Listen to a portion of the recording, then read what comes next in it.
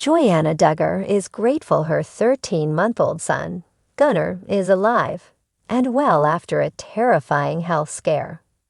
After their youngest child bit off more than he could chew during a family meal and immediately started choking, Joanna, 26, and her husband, Austin Forsyth, decided to drive 1 hour to the local hospital to seek professional care.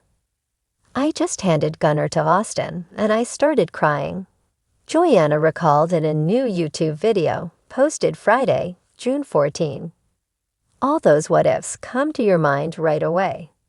Gunnar threw up multiple times and still hadn't thrown up the ham and was gagging and was not breathing for, like, 20 seconds.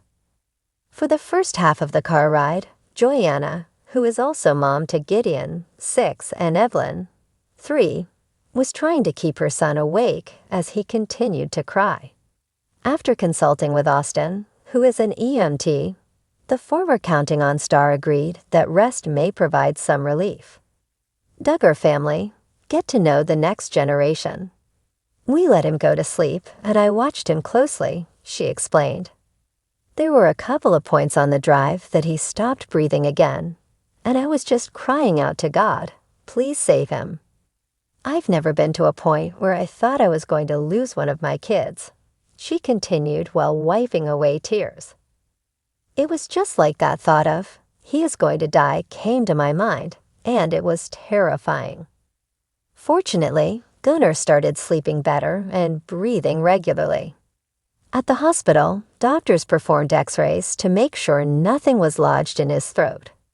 They later confirmed everything looked clear and he was safe to be discharged. 19 kids and counting. A comprehensive guide to the Duggar family. "I was just so thankful that God protected him," Joanna said, "and we made it to the hospital, and that whatever was in his throat wasn't bothering him anymore." When looking back on the day, Joanna described the turn of events as crazy and a roller coaster of emotions. Now that Gunnar is sleeping better and back to his old self, his mom is reminding parents to savor every healthy moment with their children. "After something like that, I feel like you just really hug your babies a little bit tighter, and thank God so much for giving us life and breath and all the things," she said. "You never know when something is going to happen.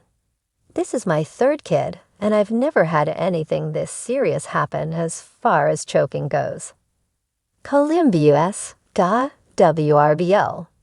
Superheroes and princesses will cover the streets of Columbus Halloween night. Though Argyle spoke to a child safety expert on ways parents can keep their children safe for all the festivities.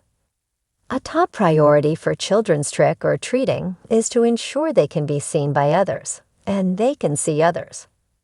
Pam Fair, the director of Safe Kids Columbus, says this all starts with modifications to costumes. When you think about a costume, you might want to, instead of using a mask, you may want to use some non-toxic face paint.